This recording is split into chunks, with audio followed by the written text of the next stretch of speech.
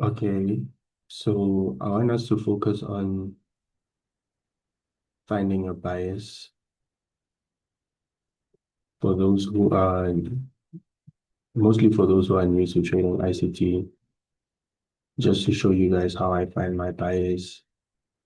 And as you can see here from yesterday's video, it did play out like we said it would, straight to the daily wick. We still have this wick here open, which we haven't taken yet. Still have sell side here, and this is basically just more sell side being generated. So I know that today I'll definitely be expecting lower prices still because we just created equal lows here at sell side. So what I want to see is obviously rebalancing price. We can either come to equilibrium, we can either come to equilibrium of this move, or we can come into this gap here. But either way, we're probably gonna reprice higher and then continue lower coming for these lows here. And then I was also looking at NQ because this one doesn't show any daily daily gaps. It doesn't show any new day opening gaps and all that. So I use NQ futures for all that. If we look at these, we have previous weekly highs that we took. All that buy side above that got taken, and buy side above that got engaged. We didn't get this one taken because he has already took that high. So there's a bearish SMT. So what I want to do is mark out this wick, get consequent encroachment of that. Look at that. We traded all the way up into that today and then rejected out.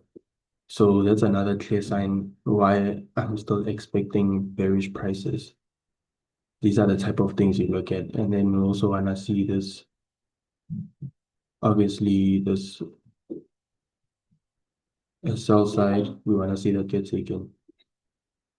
Mom,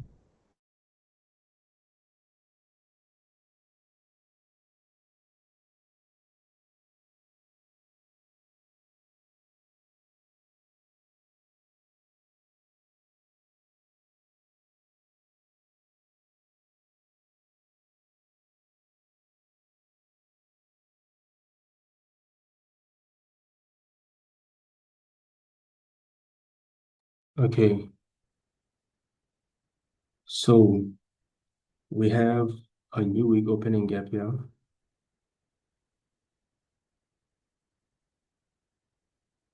You also want to have that marked out. You want to look at previous daily highs and daily lows. You want to look at previous weekly highs and lows.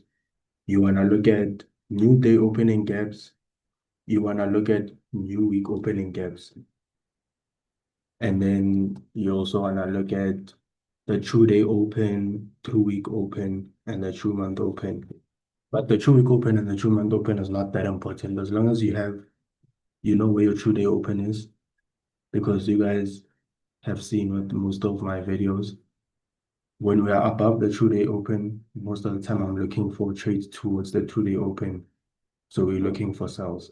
When we're below the true day open, we're looking for buys. But that only works if we don't have higher time frame liquidity that goes against that. We're not always going to trade to the true day open. Like, for example, in this case yesterday, the true day open market opened right near the true day open. So we have this indicator here that shows me where the true day open is right there.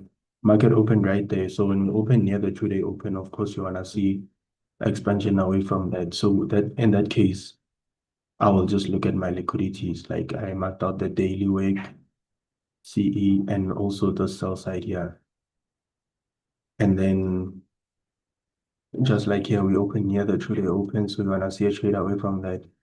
But if we would have opened somewhere down here and market only opened here, we're going to look for buyers coming to the trade open.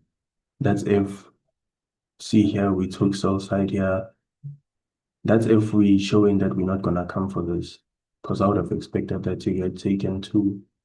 But yeah, if we don't have any liquidity, any clean liquidity like this, we're probably going to come for that. Like if we trade higher now, it will definitely be a bearish day because we are above two-day open. We're in a premium. And then we also have sell side here generated these relative equal lows. So we were looking at this. We have clean lows here. We want to see that get taken.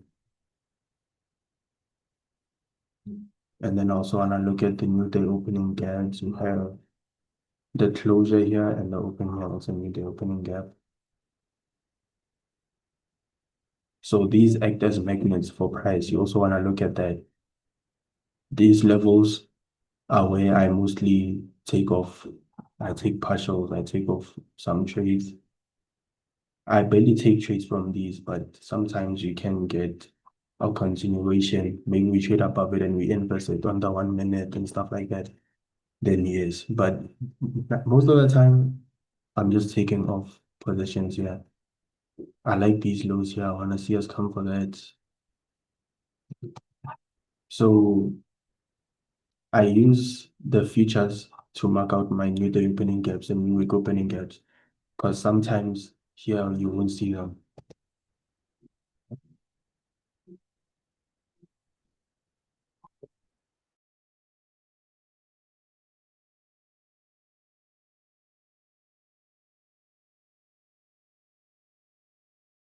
You see what I'm talking about? We don't have any new day opening gaps that are showing here. So the disadvantage with that is that you will just see a reaction from a certain level and you don't even understand why because it's not showing you any of these new day opening gaps or new week opening gaps. So you should have those marked down on your charts. So looking at this rejection here, that alone just shows me that I'm definitely expecting a bearish day,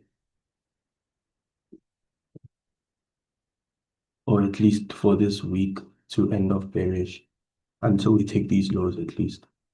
So yeah, for today I'll be looking at these and then we'll come back during the New York session for our live trading and we'll also see if everything is still, if we're still expecting lower prices. We do have news.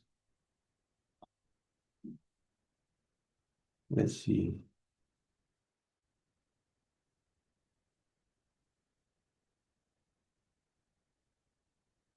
There's 3:30 and 5.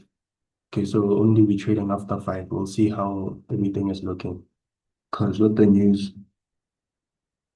we could just spike all the way down here and take these.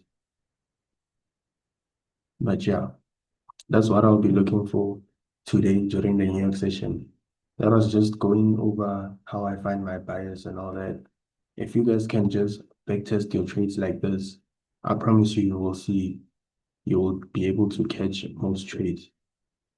The same way we could look at this yesterday,